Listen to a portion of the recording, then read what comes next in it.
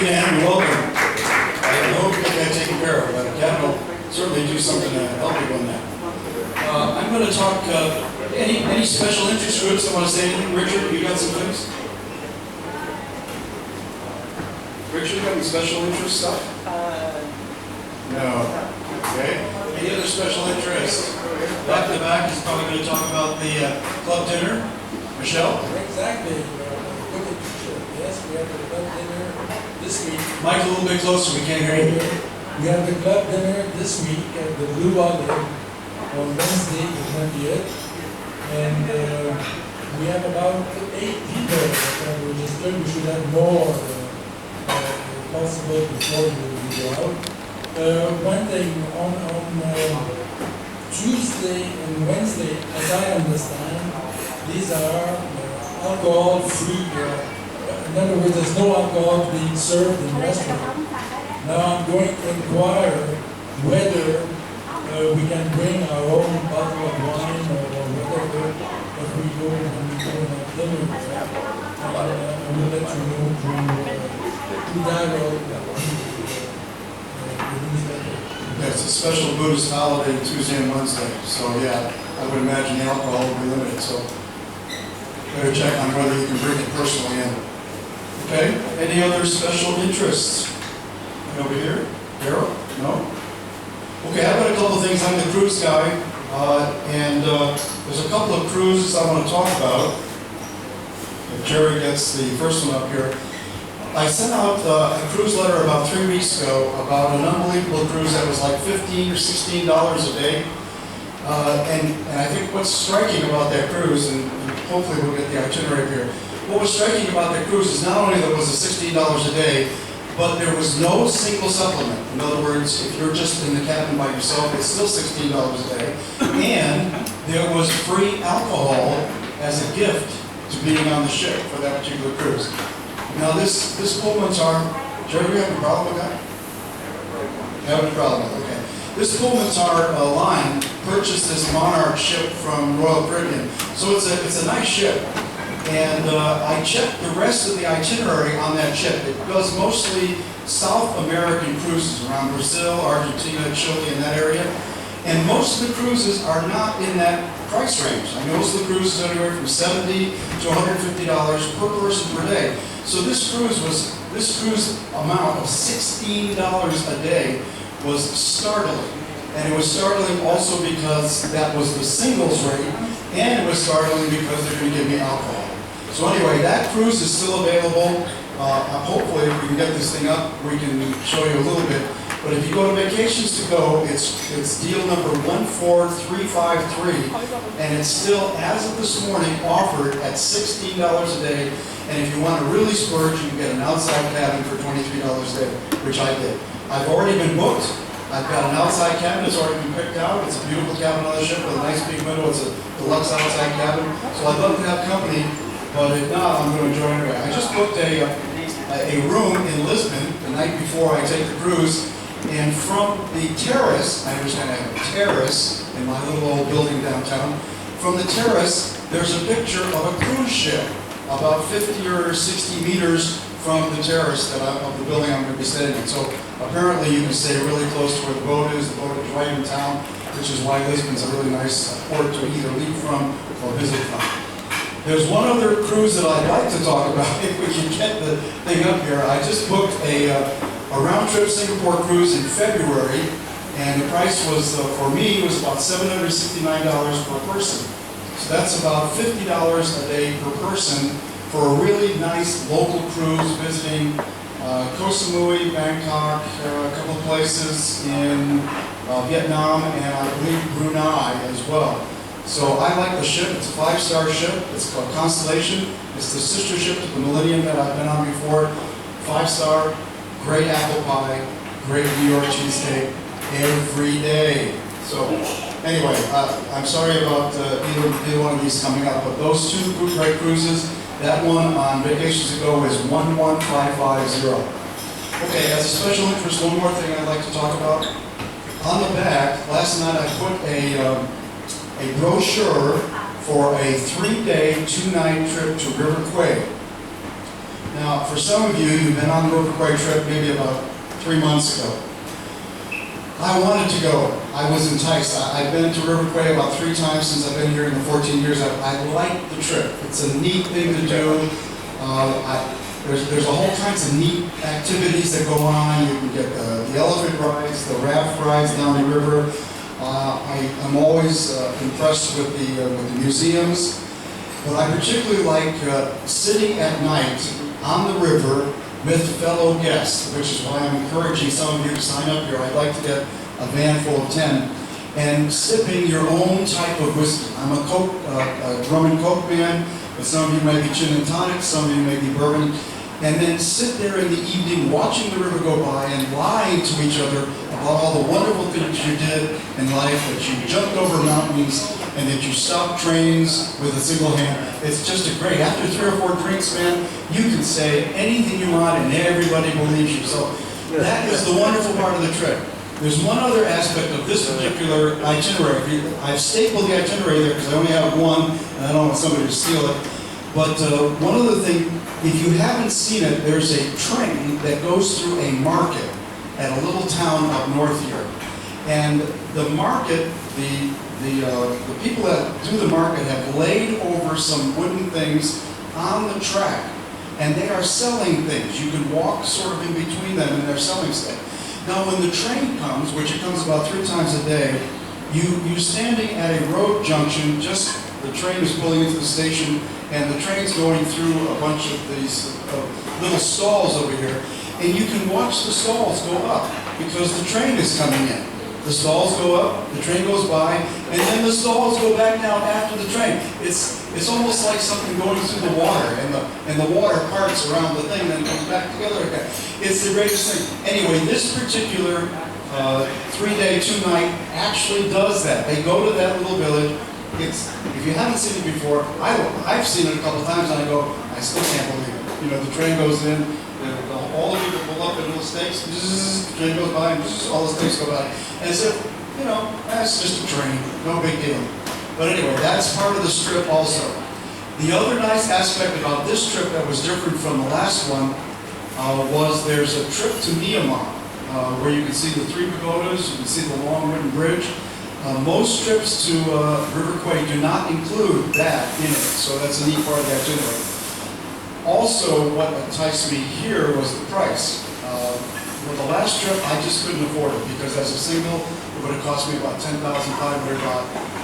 This one's about 5,700 for 3 days, 2 nights, and only an 800 baht supplement if you're a single. So if you'd like to go, I'd like to have you with me. If not, I'm going anyway. I'm still going to drink my rum and cokes on the river. I'm still going to enjoy the river go by.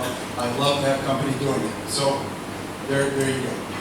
Okay, this is the open forum time. It's time for you to share anything that might have happened to you this week that is good. Here's the gentleman right here. Or where you visited, maybe a movie or something.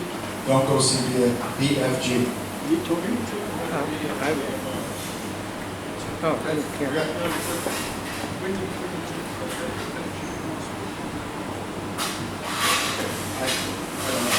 don't think so. I think you can walk across the bridge without using the passport. But, you know, I think you probably should travel with your passport. If you're going to go up north, I would do my passport with me, even if you're not going to use it. Roger. Yes, sir. Just, we have a new trip back to IKEA. There's a sign-up sheet in the back. You can call, I think, Roger or myself about it. If you want to go, get on the sign-up list, and when we have enough people who are willing to pay the 2,500 baht price, 250, we'll go. 250, not 2,500. It doesn't about 2,500 baht. 250 baht. Per person. Okay. Yeah. Yeah, I want to go and buy a chair down there. It costs about 3,000 baht. But to ship it costs 3,000 baht. So I'd like to get some 10 people to get a van together, go down there, so it costs me 250 baht instead of 3,000. Any more? I saw the BFG movie. Don't. Oh, one of the most awful movies. I walked out in the middle. I was hoping it was going to get better. I never got better. So, yes, in the back. The mic's coming. The mic's coming.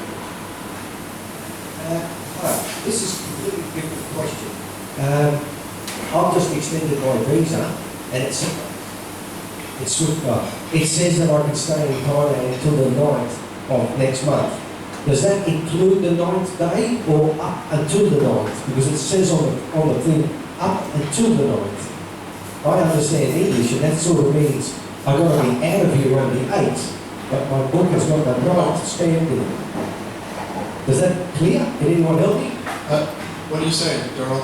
If it says up to the 9th, does it include the 9th or not? Yeah, I would have to see the stamp too. Usually, if it says the 9th, it includes the 9th. But if it's got the word up to, yeah, I would be safe and not be there on the 9th myself. They already cut the hands off. Because it says it on all my, because I extended the visa, it used to be before that up until the 12th, and it said up until the 12th. Now it was a 60-day visa, which meant it included the 12th. So I'm assuming it'll include the 9th. But the way they've interpreted their English, it says up until, not including. Yeah, the problem with doing the assumptions is, once they cut your hands off, then, you're probably wrong. I might get out on the 8th. I mean, 59 days. Do your 59 days and be safe. I'll just mention that if you go on the date you chose, most likely that is the date that you were permitted to stay in Thailand until that date. Usually it says permitted to stay until, but also, let's say that you go on the 9th and the immigration wants to say, oh, you're a day late. Well, as I understand it, they don't fine you for being a day late. And if they do fine you, it's $500. So there you go. There's the definitive word right there from the man.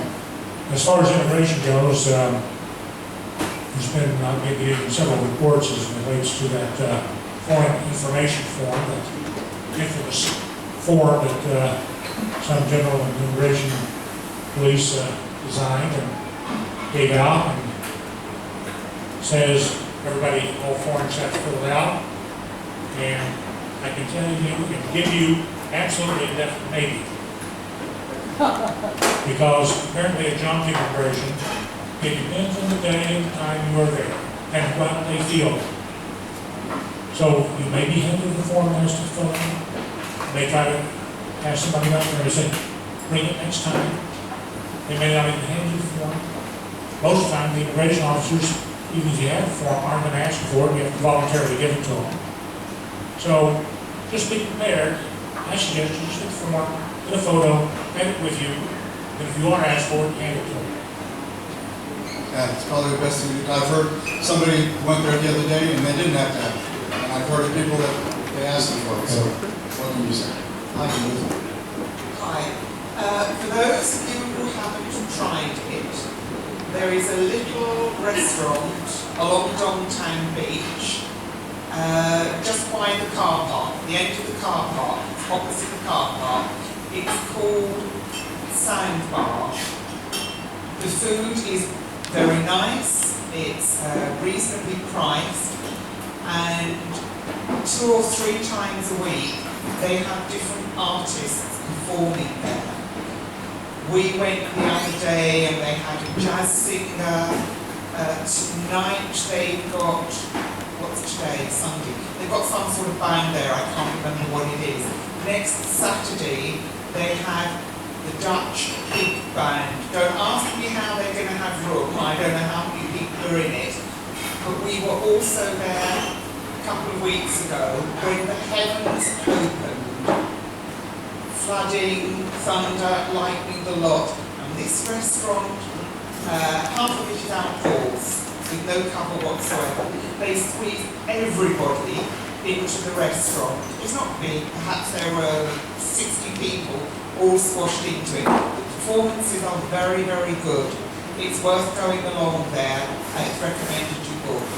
Laurie, you want to say something on it? Is that the old sea film? Yes, yes, the old sea. The old sea film. I just have one other special interest thing. The Writers Club is still meeting every other week while John is away. We're meeting at Donna's this Friday, 1 to 3 at her apartment. If you don't know where that is, just call me. So we'd love to have you come and write some. We spend about 2 hours. We have a couple of exercises. We write for about 10 or 15 minutes, then we all read it, and we laugh at each other. No, we don't. We make positive comments to each other's writings. No, it's really one of the fun things that I do here is to go to Writers Club. So it's on this Friday, 1 to 3 at Donna's place. Back to immigration, I attempted to do the online 90-day report. It allowed me to go through the whole process. Once I hit enter, it said verified. Once I tried to take it, said, no, you have to go back to, you have to report to immigration. So again, I was not successful on the online 90-day report. It's been like that for the last 2 or 3 times. So it's a hit and miss thing. Yeah, more missed than that. Hi. I wanted to mention why I sat up here with our speaker and his son today. Besides having gone to every country in the world, without exception, and I several years ago spoke to this club about that, I've also been to every one of the Indian states, there's 32 states. The people that are most fascinating to me, of one people in India, included the people of your speaker today. He's Punjabi. I've been sitting here reading more information yet about the Punjabis. Ever so many of them are Sikhs, and they've made themselves around the world. There's quite a few here in Thailand. I think it's something like 50,000, which is a bunch, of course. But anyway, in the U.S., what's interesting, we have 2 current governors who have Punjabi heritage. One is Bobby Jindal in Louisiana, the other one's Nikki Haley in South Carolina. And they mentioned in Canada there's like 6. Why 6 in the cabinet? Defense Minister of Canada. Anyway,